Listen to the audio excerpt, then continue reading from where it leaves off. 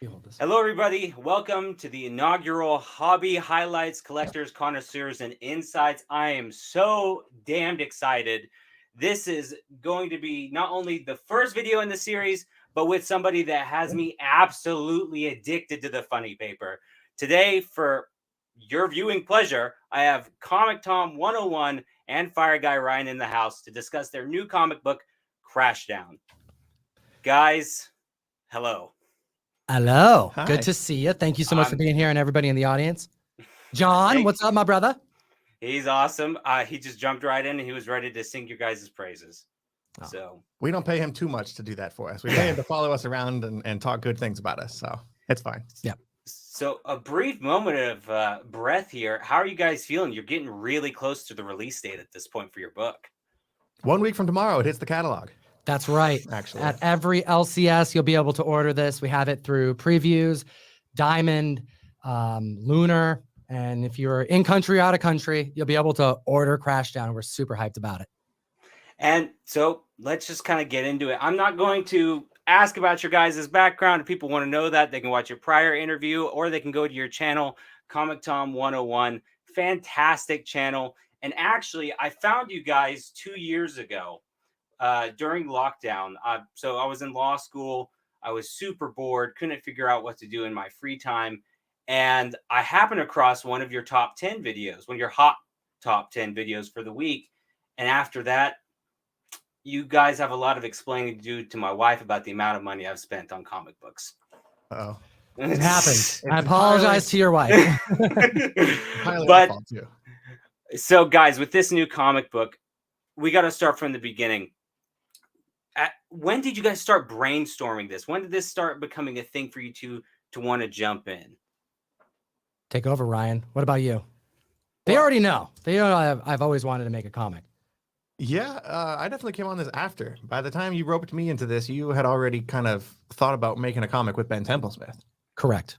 That was always the artist that you had in mind for doing any sort of creative work. And when Ben Templesmith is your artist, you kind of want to play to his strengths, and obviously play to our strengths, which are definitely horror. I thought that was really interesting that you guys wanted to jump into a horror book. But then again, knowing your guys' content, knowing what you guys always talk about, you both actually are really in love with these horror style comic books. And I could tell that you're also really in love with horror, mostly H.P. Lovecraft from just the photo. You can catch some of that tentacle goodness in that little clip of your, oh God, my brain's farting. Your comic book itself, the cover. God, words are few and far between for me today. Gonna say, I don't know where he ended up, but we got a little Cthulhu plush somewhere in this room. I'm actually I'm curious. So what do you guys think or know at this point, now that it's been fully fleshed out in your first issue? Do you know what your greatest theme is? Like, who did you get your artistic muse from? Well, it's definitely Ben Templesmith. We reviewed so many different books. I mean, he's one of my favorite artists of all time. And I just happened to grow a friendship over the years, just doing covers with him and things like that. He actually lived up in Seattle for a long time. So I went to his house and we just chilled, drinking scotch. Really enjoys a good scotch. So just being a fan and having read so many of his comics in the past, I was able to go into this with an idea of how I would imagine he would go about drawing the stuff we were coming up with in our heads. And there's been numerous times where I think we were able to kind of stand back and let him just do his thing, when maybe some other creative teams wouldn't be able to have that leisure. So we definitely are grateful for our first comic book having such a living legend to be, part of it, and that we're able to reach out to if we're struggling with something, because so much of the comic book as far as the creative process, it's about going panel by panel, but then also trying to kind of anticipate how an artist is going to draw it. And then also it's like you're writing two stories at once. You have the text, which is dialogue and narrative, but then at the same time, you're also dealing with the narrative that's all going to be visual. And there's times where there's not a whole lot of dialogue on the page. So then it's 100% visual. So we're actually having to flex and learn two different styles of writing. One's almost like a when you're mapping out a movie, what is that called? Right. Like a script. Well, not a script, but like you map it out in pictures. Oh, like storyboards. Yeah, storyboard. Yeah, we're essentially storyboarding and writing a narrative. For me, this is the first time I've done either. Ryan has a little bit more experience with writing, but we've both read a lot of comic books. So as far as like our muse goes, it's not even necessarily like a muse. It was like one of the first things we did when we started writing the comic is we started putting goals down. For this page, what's the goal? We realized really quickly, like, oh, we did all these pages, but we didn't do this one thing that we were trying to do. And some of it's foreshadowing for issues down the road. So we would put goals in place, like on a bulletin list, like, all right, let's make sure that we really go in on this relationship, for example, on this page. And maybe on these pages, let's dial in the monstrosity or the violence or the fire or whatever. And we would, keep checking those boxes as we went. And that way, when we look back, it's actually cohesive and it's all intertwining. However, we quickly realize at the top of everything needs to have this overall subject of flex Ben's art.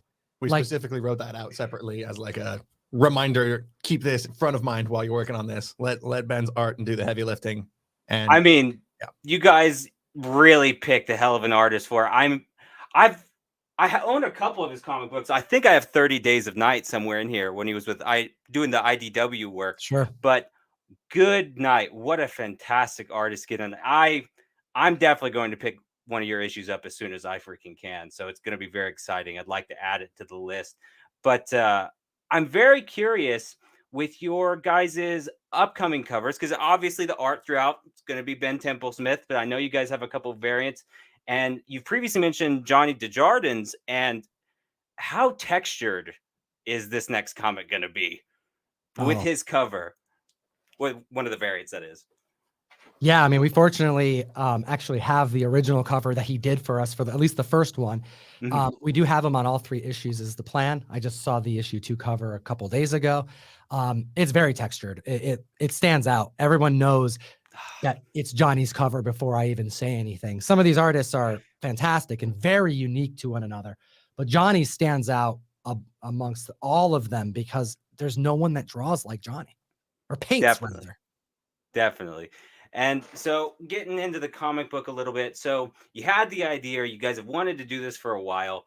So was it Jack DeMaio that hit you up and said, hey, I know you guys want to make a comic, come at me? I know we started when Whatnot asked us to come down and cover their launch. When they started Whatnot Publishing last summer, we went down and interviewed the creative teams for their first 4 titles. And I remember Tom and I looked at each other sometime during that conversation and we're like, yeah, these are cool, but there's no horror book in here. You guys really need like a horror comic. And I'm not sure if that planted the seed or how the conversation went after that, because I was not a part of that conversation, but I think that did something. Well, we did a really fun podcast in Denver. We actually flew down to that convention to just experience the launch of Whatnot Publishing with 0 conversations about us doing a comic book at the time. And it was kind of a wild ride because there were 4 different interviews in the one podcast that we did. Yeah. Because we only had so much equipment and, a podcast with 6 people on it talking about 4 different books is kind of tough, especially when each creative group was there. We didn't just have JPG, we also had co-writer as well, Steve. And then we also had JPG there. We also had Michael Calero and Trevor was there and Kevin Rodatelli. So we had all these individuals. So we did them in parts. We basically had to coordinate Whatnot Publishing and all the stuff that they were doing. And they were doing stuff back to back on the con floor. And then in between their, on the Whatnot stage to the panels they were doing, I'd be like, all right, who can we get up here to the hotel room? And we had this big table and we just chatted with individuals for about a half hour to 45 minutes a piece. And we did one after the other. So we had to be prepared across the board for all the titles, but we also had to be prepared with like 6-7 different creators. And we only had the 4-page samples of each book to go off of too. We didn't have a whole lot of. You didn't enjoy the Ninja Funk one that you had to review a couple times, FireGuyRyan? What's that? Yeah, the Ninja Funk comic book. I think that's the one that you said you had to review 2 or 3 times before you kind of really got into it, wanted to know more, right? I remember reading that sample back in the day. Didn't it not have letters? Didn't have text. It didn't have text at all. So we were going just off the images too. Yeah, It definitely took a while to really get what was going on. We got the preview that morning because it was at launch. So the Ashcan, the first Ashcan was released at Denver. We were watching those hit $200, $300, $400 a piece. And it was crazy. We felt like something was changing in the marketplace. It was very exciting to see such a strong start to what is clearly a brand new way of just experiencing comic books and the collectability and the purchasing in general. So we had done all of these interviews to such a great extent that they all individually felt like they were able to talk about it in a new way. And we got some good stuff out of them, you know, and them enjoying that. They after the fact had approached me. It was actually Michael Calero and Kevin Rodatelli, who are the like co-owners of Massive, which is the parent company of Whatnot Publishing. And they said, hey, we heard that you were like trying to figure out what to do with the comic book. I had mentioned it to Jack, aka Mr. Bolo, a few times that I was working on some stuff with Ben Templesmith because we had been talking for over a year about getting something made. And they just took the time to be like, hey, I know you're shopping different publishers. I know you're thinking about it. We want it. We want you to do it here. And it was, we just got done basically interviewing everybody. And I didn't realize we were actually interviewing the publishing company that we were going to decide to work with. In some way, kind of like a job interview for us on the other side of it, looking back. Yeah, but I'm glad that worked out. I'm glad you guys had that conversation. And then I think it was at Emerald City last year that you roped me on board and were like, you want to co-write this thing with me. And then from there, it just almost immediately became a horror sci-fi. And then we just kind of let the snowball build from there, so to speak. We had a conversation with Kevin Rodatelli and Michael Calero on the mic. Shout out Comic Butch, who's here just chilling. But Kevin Calero's passion and love for comics and film. Kevin Rodatelli? Excuse me, Kevin Rodatelli. What did I say? He's Kevin Calero. Kevin Calero. That's a good mix. Kevin Rodatelli's passion was something that was contagious. This is a man who's just like, he's going. He loves it. He loves what he does. And it was like, okay, this guy's got a lot of hype and passion for this. And that had me very excited to work with him. Michael Calero, he's been an independent comic creator, you know, hell, on convention floors, doing his own stuff, whether it was with Whatnot or not, like creating his own comics. Quested, which was one of the initial Whatnot Publishing launches, was a comic that he wrote back when he was in high school. At least the start of it was written back when he was in high school. Wow. So very exciting things. And after we left that conversation, I knew, like, after, you know, once they approached us, I'm like, oh, this is who we're looking for. You know, we're looking for people with passion, but who also know the hell out of making comic books. And fortunately for us, Michael Calero immediately accepted the offer to edit our books. So we're not just like working with Whatnot Publishing. We have one of the co-owners who's got a tremendous track record of independent comic books, also editing our books. So we have Ben T, Michael Calero, and then our first take at this. So I think it's gonna be a strong start. At least we're hoping that the community likes it. I mean, the art as a whole is looking pretty fierce. I actually have your trailer, and I'm going to go ahead and play that real quick if you guys don't mind. Thank you. I'm loving it.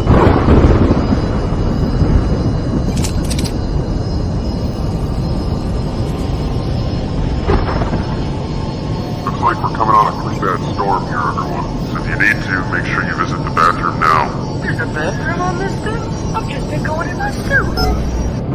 This mist is terrible. Stay focused. You trained for this. Do you see that? I see clouds, I see lightning, I think I see water. Collect yourself. Look at the radar. Land. We just course 9 degrees starboard at decreased thrust. One thing at a time. Shit, you're right. How do you stay so calm? This is the easy part. We're making history here. No matter what happens, we'll go down.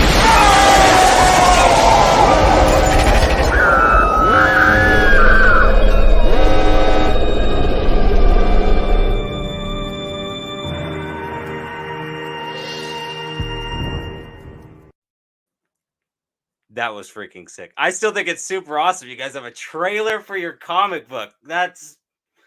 Where'd you guys come up with that idea? I've not seen it done. Maybe you guys saw it in something else. Thank you. And, you know, it was just one of our members on our team who edits our videos. You know, I just had asked him to put something together because we actually announced this at New York Comic Con.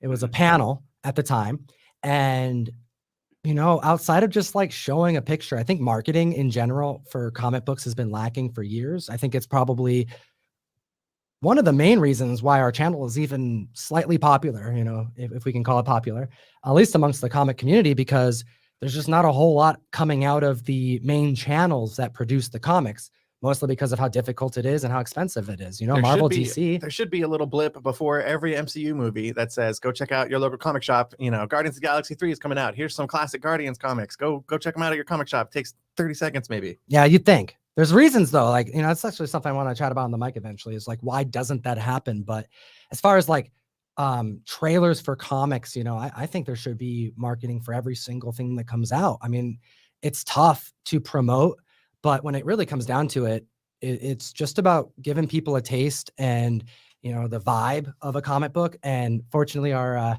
editor has some experience doing like voiceovers and Music. Music. He did all that by himself. Shout out Chalen. Yeah. All of it was by himself. Wow.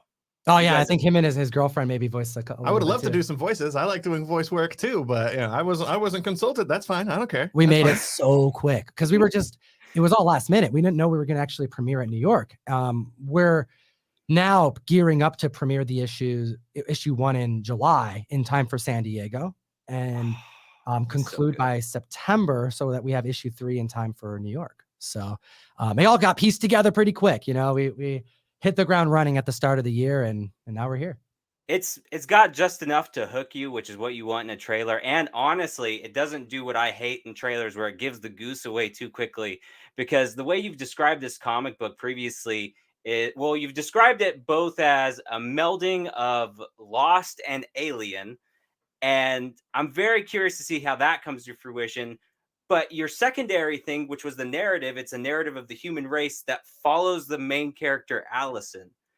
And I want to know, so Allison, she's going to be the focal point of the entire run, or are there going to be maybe one issue in the middle where you get to talk, well, not talk, but deal with a little bit more of a side character, or is it just her straight throughout?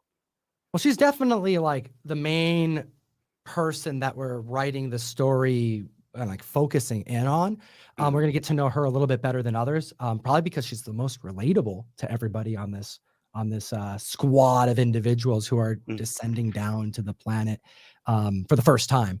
But what's nice about a 3-issue arc that we're creating, and I like that you mentioned 30 Days a Night, because we're kind of like paying tribute to that, because it's one of my all-time favorite comics ever written. And run. So there is an aspect of, yeah, she's the lead, but also in 3 comics, we got to introduce you to people.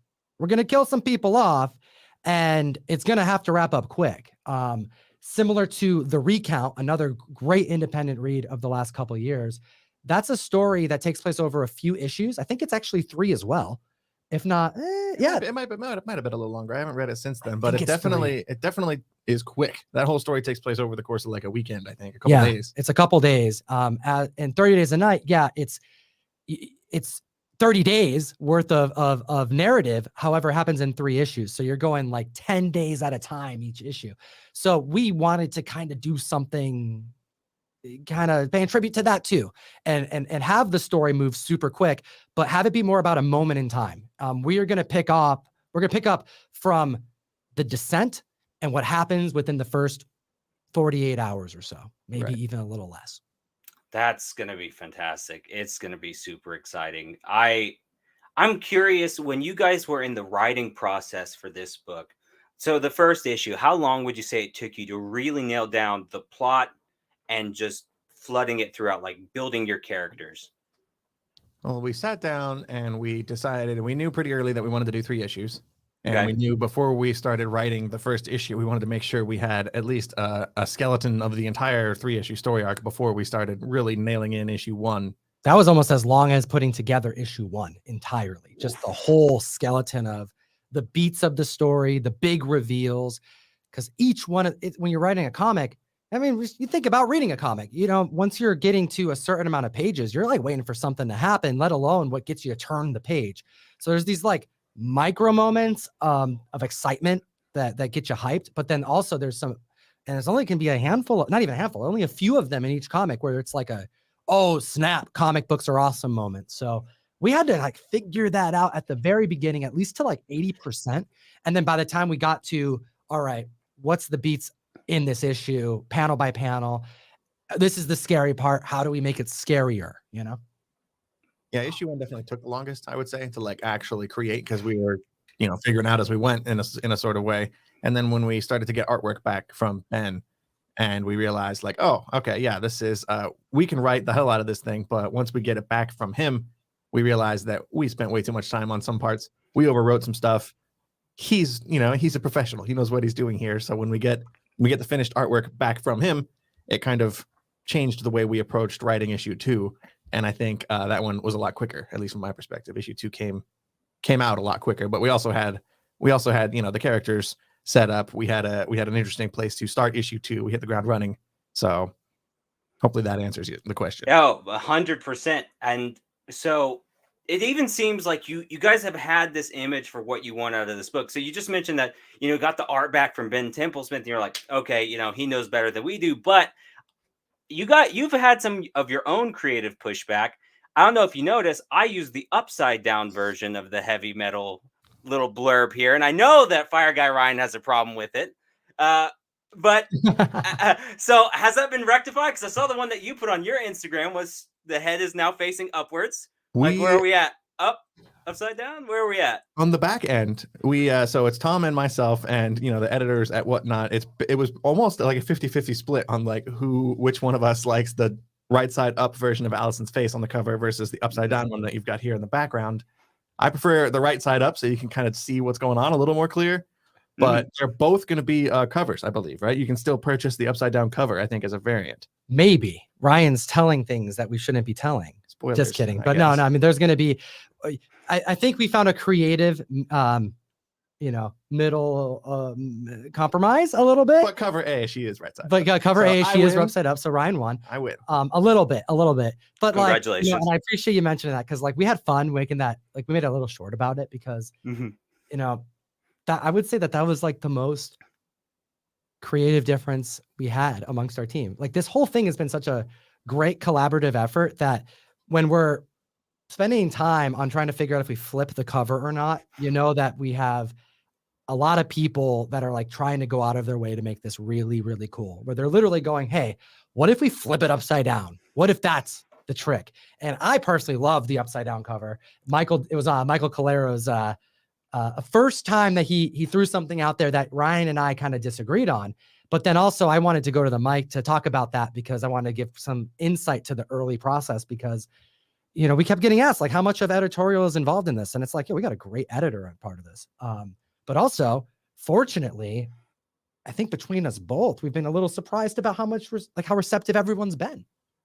I can speak for at least Tom and myself. When we've been writing this, there's been maybe 2 or 3 times where we've kind of gotten stuck on something and really were like, and I think it needs to be this way, dude. No, it's got to be the other way around. We got to really butt heads and figure this out. But the vast majority of this book has just kind of flown from both of us. Like we had one shared creepy cyborg brain.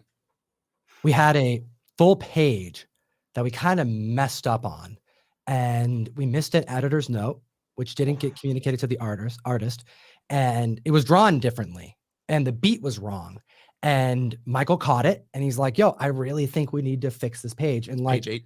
yeah, and considering the page that we're talking about, it's like, it's a major reveal. So he was thinking about it from the perspective of the reader and us not be able to land the gut punch that it is as well as our intention was in the script. So he immediately caught it. And as soon as we showed it to Ben, he's like, no, he's right. And Michael's an artist. So he got this editor's note and he's like, I think you need to do it this way. And he drew up his own version of this final panel on the page and sent it back to us. And we're like, oh, wow. Okay. That cool. does look better. We I do love like that this. you can do this. Like this is an improvement. So yeah, we got an improved version of that page. And it costs more money to do this stuff. Like redoing art isn't just like the artist is just going to like, all right, I'll take another few hours to do this. No problem. Like, no, it costs money to make, these mistakes cost a good amount of money. But we're going through a process. And fortunately we have enough people and like mentors in this that have really guided us in the right direction. That's honestly, it's just impressive that you have such a cohesive team for your first run out. It sounds like this has actually been an enjoyable experience, where most other artists in any type of media will always talk about their first time out. They didn't feel comfortable. They couldn't talk to their peers in that way. So do you guys think that it just goes kind of just for your respect for the medium as a whole? I mean, your whole damn channel is about funny paper. Do you think that that went a long way with your team? I can speak for myself personally as somebody. My pull list is like 25 books a week or so, give or take. So reading that much every day has definitely seeped into my brain and given some perspective on how writing works. And now that we are writing it, I'm reading differently. I don't know if you've noticed this too about yourself, but like I'm starting to like study and take notes. And like, how does this guy make you like interested? What sort of like miniature cliffhangers do you put on the bottom of every page to make you want to turn the page? And what sort of reveals do you say for a page turn versus a left side, right side reveal? There's all kinds of like nitty gritty inner workings of comic stuff that you don't really think about until you try the other side of it. So with the panelings that you guys get, so you're writing it, you're coming up with these ideas, they're spitting out the art for you. Do you get any feedback and being able to where to you put your word blurbs, your word panels in, or is that mostly left to the artist to go ahead and throw in? Well, we have Ben, who's independent comic master. He does everything, you know. He doesn't only make his covers, he does the coloring, he does the inks, well, not in that order. He then brings it to mixed media on the computer, so you're getting painted stuff that's also been drawn and manipulated on the computer, which is really cool. That's why you get this like very signature Ben look. But he also does his word bubbles. He also has his own fonts that he's known for. So a little bit of both. Fortunately, we don't have to pay a colorist or a letterer, you know, like this is mostly, you know, we got to respect the Ben Temple-Smith vibe that we're building here. But also there are times where we're like, you know what, we are selling this to a more general audience. So we want to make sure that some of the bubbles are a bit more, you know, a little less stylized. There's you know? one page in particular I'm thinking of. I think it was page 6. If you're on the same boat as me, there's a character in there who just gives a big speech near the beginning of the issue. And we looked at the final art and saw all the text that was laid out there on the page. And it's not until we see it on the finished page that we're like, yeah, we got to cut like 30% of this. Yeah, I had a conversation with it's what I do whenever I'm like looking at taking on a new role or job or, you know, something I'm just not as familiar with, whether it was like guitar or writing or comic collecting. I just reach out to whoever I know and get advice, people who do it better than me. So one of the individuals I reached out to over a year ago was Shannon McGuire. She's written Spider-Gwen. She wrote some X-Men. She's a Hugo Award winning author. And she was also my babysitter growing up. Took me to see Shrek too. But she shared with me advice that I had never been given in the different conversations that I've had. I had conversations with multiple writers and artists. She said that one thing that she would recommend me start with is get into poetry and to start writing poems just all the time. I didn't really do that too much, but I did read some poetry. And what it taught me was that you have to think about your dialogue and your narrative in like small sections, you know? How do you take a large piece of conversation but split it up? Because you'll be surprised when you write something out, it's 3 sentences, but when you lose all the margins to like, and it turns into a small circle, it turns into a block of text that looks like 5 or 6, even though it's 2 or 3. 3 sentences in a Word document looks massively different than 3 sentences in a comic book speech bubble. So yeah, it's one thing to write this stuff out in a script, and then when you see it in the final product on the page, you realize, oh, this is a completely different thing. I've been thinking about this wrong. We got a note from our editor that was like, you guys don't use the character names. Like at all. That was one of the earlier changes we had to make to issue 1. We didn't really name our characters in the dialogue because we can see, for example, Allison says this, and in a script it says Allison, blah, blah, blah, blah. She says her sentence. So in our minds, it says Allison right there, but you don't see that on the comic book page in the final art. So we had to go back and kind of figure out, okay, we need to look at this differently and figure out how to make this work in a comic book language. And there was a lot of times where we're just actually, when we're figuring something like that out, we have to read through the whole thing, you know, like every page had to be reread. And one of the things that I've noticed that we do, I don't really brought this up on the mic, but like we'll reenact the story. You'll start reading it out loud Right. I'll start reiterating it in different tones. Like, what would this person say? This person's a total ass. He's like very mean. He's a leader and he's very strict. And what would he sound like? And then all of a sudden we're like kind of trying to match a vibe to maybe another character that we know and love from lore of like something else completely. But then it's like these characters start to become other people in our heads and then eventually become something new. But I mean, in the very, very beginning, I was thinking like some of these characters were like some of my favorite fictional characters from shows that I watched. That was like one of the way I kind of started it. I'm thinking, okay, this guy has a vibe of like Andy Dwyer from Parks and Rec a little bit. Okay. And that's kind of how I envisioned Peter, one of our characters. Exactly. I was going to say that. So, you know, he's a little bit more of a jokester, a little bit more lovable. So I'm thinking of like Chris Pratt right now in this story as I'm going through this. And then he evolves into something else, you know, like, you know, but yeah, learning curves, but you said it right. Like for as much of our channel is focused on funny books, it's definitely felt like the first time that I've gotten a new position in comics, a promotion of sorts. Like when you go to your last day at maybe the same job and you're going to go the next day and you're doing something new. Maybe you have a new person you're working with, a new team, maybe a new location. Like I've experienced that in my younger days, but that was like the closest feeling in the last 5 years I've been doing comics full time like this, because it's completely different than anything else. We're creating something that's not video format. My voice isn't what leads a discussion. Me on camera is not what makes people enjoy this book. It's something else completely that I can put down and walk away from and then watch someone enjoy. So it's definitely, hopefully enjoy. Hopefully you enjoy it. Yeah. I mean, let's be honest. Both you two have an infectious personality. When you truly love something and you're speaking about something you love, it obviously comes out there. And since this is your guys' passion project, it's more than evident that everyone is just going to be hyped just from how excited you are. And honestly, I'm super excited. It sounds like an interesting book. But one of the things I want to end it a little bit with, I'm not going to keep you guys on too long. I know you guys are constantly selling, wheeling, dealing. I know you guys are really running the hell out of your Whatnot page, and I love to see it. But one of the things I've been wondering is you guys are starting this venture. You've already got everything laid out. You guys are getting this early art. Are you keeping some of the art? Are you framing some of this art from the early days?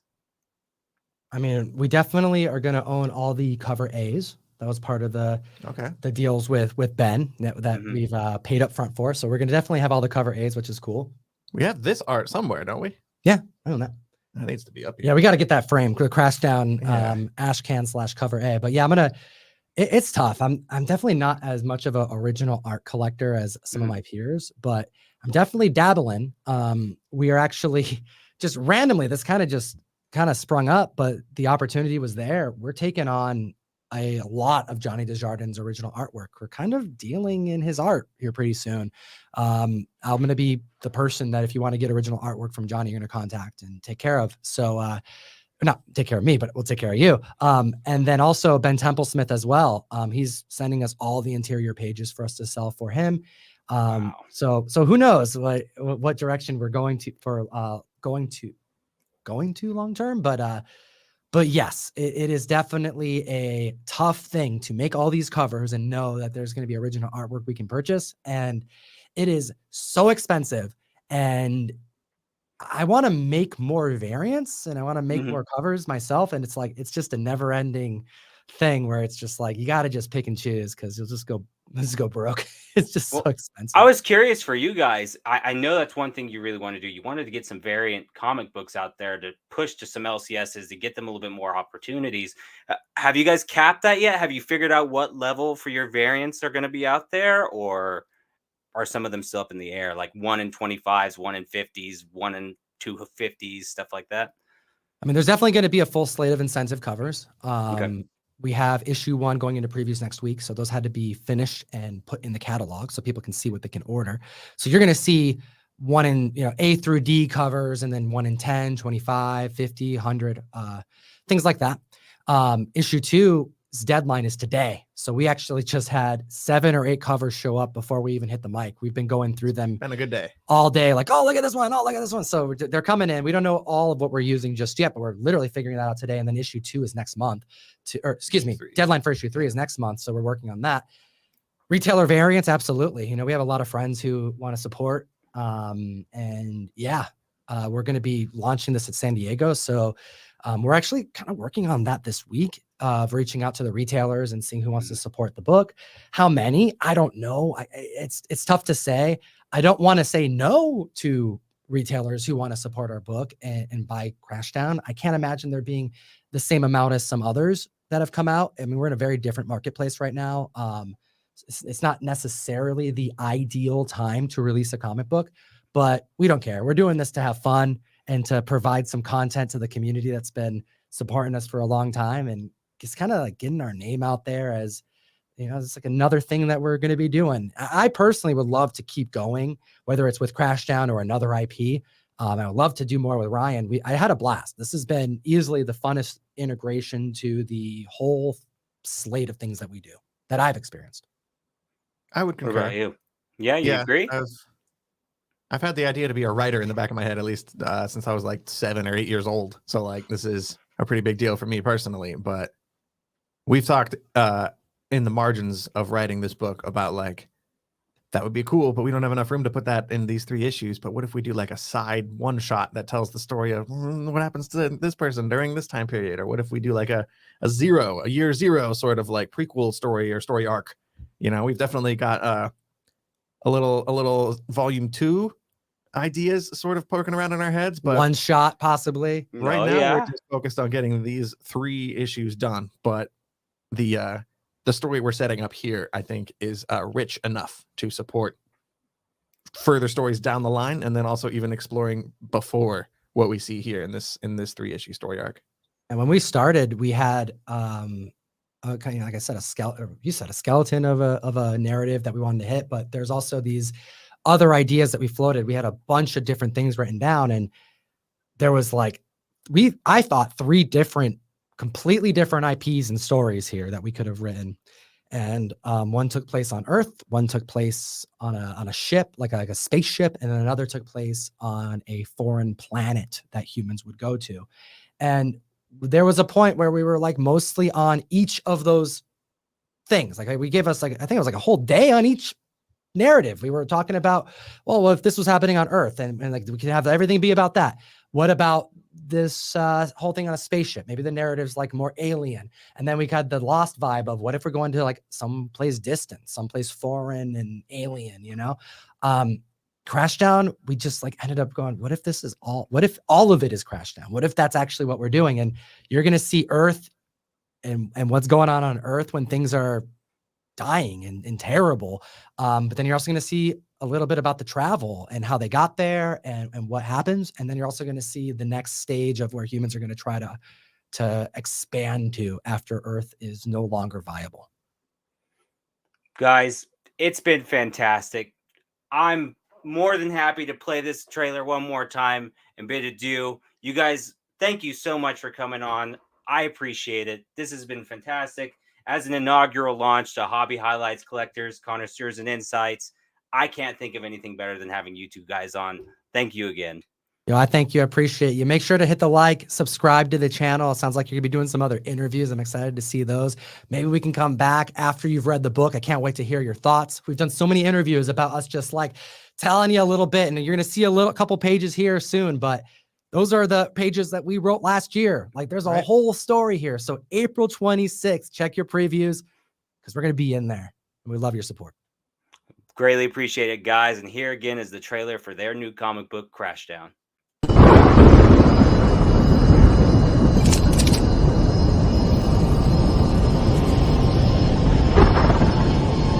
Looks like we're coming on a pretty bad storm here, everyone. So if you need to, make sure you visit the bathroom now. There's a bathroom on this thing?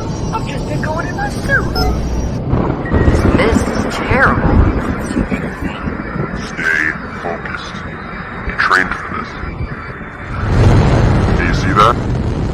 I see clouds, I see lightning, I think I see water. Collect yourself. Look at the radar. Land. We just course 9 degrees starboard and decrease thrust, one thing at a time. Shit, you're right. How do you stay so calm? This is the easy part. We're making history here. No matter what happens, we'll go down.